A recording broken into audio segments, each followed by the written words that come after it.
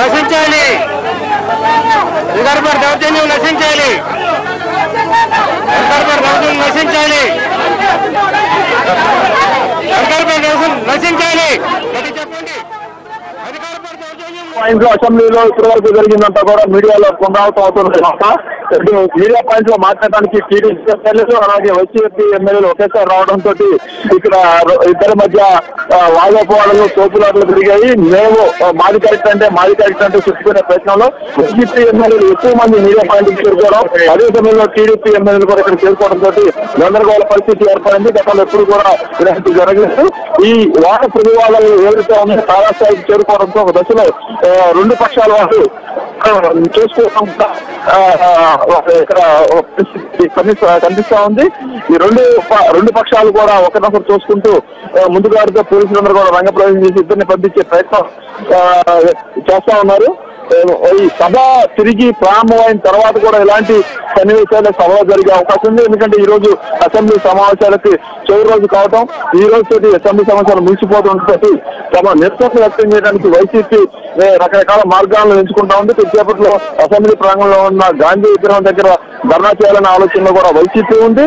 ఇప్పుడు చూస్తా ఉంటే మనం చూస్తున్న media point, AP assembly media point లో రెండు పక్షాల ఎమ్మెల్యేలు పరస్పరం చూసుకుంటూ వాదులాడుకుంటా ఉన్నారు, వాదోపవాదాలు చూసుకుంటా ఉన్నారు.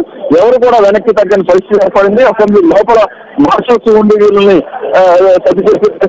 అయితే ఆ పరిస్థితి కూడా లేకపోవడంతో ఒక దశలో పోలీసులు కూడా ఇక్కడికి రాలేదు. ఇప్పుడు పోలీసులు ఇక్కడికి చేరుకున్నారు. మొత్తానికి అయితే ఆసక్తికరంగా ఈ పరిణామాలన్నీ మారుతా ఉన్నాయి. రెండు పక్షాల వారు తీసుకెళ్తున్నతోటి ఇప్పుడు టీడీపీ ఎమ్మెల్యేలు ఇక్కడ నుంచి మీడియా పాయింట్ చూడిపోతారు. టీడీపీ ఎమ్మెల్యేలకు తోడుగా మరికొంతమంది టీడీపీ ఎమ్మెల్యేలు ఆ పార్టీ నాయకులు మీడియా పాయింట్ కి వస్తున్నటువంటి పరిస్థితి చేయదాటిపోయే అవకాశం ప్రమాదం ఉందని పోలీసులు ముందు జాగ్రత్తగా రెండు పార్టీల వారిని ఇక్కడి నుంచి పంపించే ప్రయత్నం చేస్తున్నారు. ఇక్కడ ఉన్న ఎమ్మెల్యేలు టీడీపీ ఎమ్మెల్యేలు చూడ అదనంగా మరికొంతమంది వచ్చి చేరుతా ఉన్నారు. సభ లాబీల్లో ఉన్న వాళ్ళంతా కూడా ఇక్కడికి వస్తున్నారు. ఇక్కడ ఏం జరుగుతుంది, ఇది ఏ పరిణామాలకు దారితీస్తున్నారు? బయటికి పోవాలా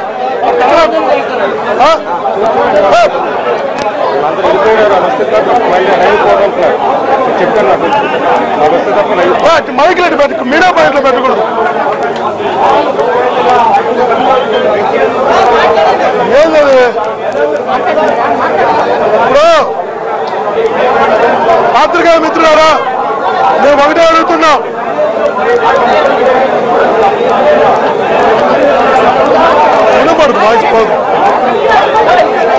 ఈరోజు ఎంత బాధాకరం అంటే నిజంగా కూడా బాధాకరం.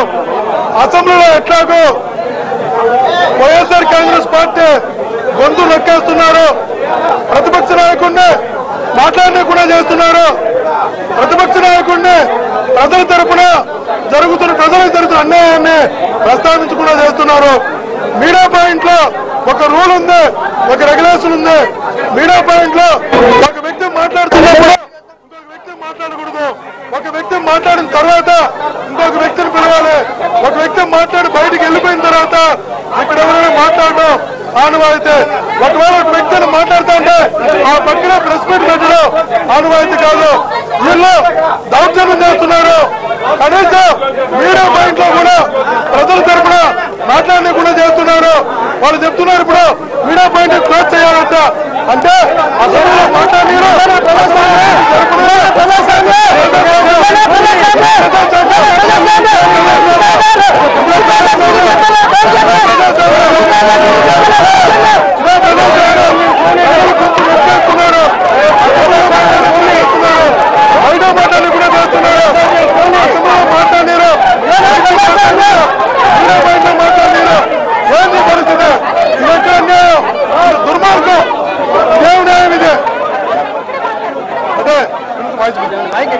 ఇది దుర్మార్గం, ఇది అప్రజాస్వామ్యం, ఇది అన్యాయం, ఇది ఎక్కడదా?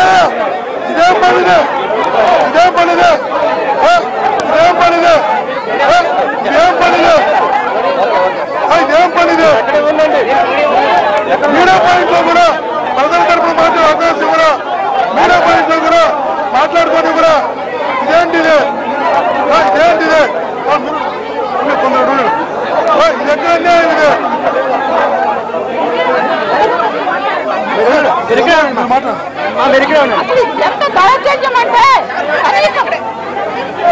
మాట్లాడండి, ఏదో మాట్లాడండి బాబు. ఇది ప్రజాస్వామ్యం కూనీ చేస్తున్నారు. ఇది కూడా ఎన్టీఆర్ భవన్ గా మార్చుతున్నారు. ప్రజలను ఆలోచించండి, చూడండి. ఇదంతా చేస్తున్నంత అన్యాయం. చూడు అసెంబ్లీలో ఎలాగ ఉంది. మీడియా పాయింట్ కూడా లేకుండా చేస్తున్నారు.